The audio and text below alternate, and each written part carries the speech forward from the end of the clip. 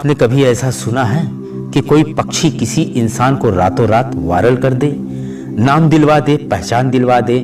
तो आपका जवाब होगा कि ना। लेकिन सच में एक सारस पक्षी आरिफ नाम के व्यक्ति को सोशल मीडिया से लेकर न्यूज चैनल पर हाईलाइट कर दिया।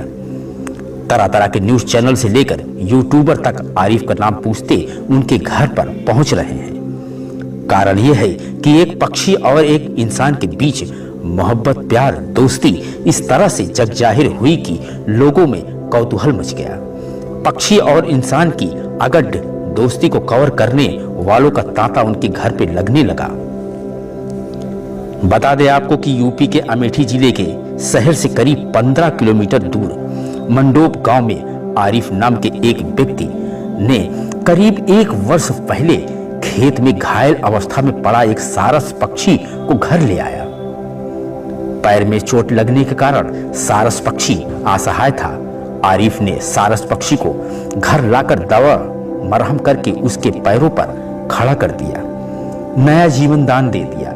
सारस पक्षी ने इसी एहसान के कारण आरिफ का इतना बड़ा अजीज बन गया कि 24 घंटे आरिफ के साथ साये की तरह रहने लगा।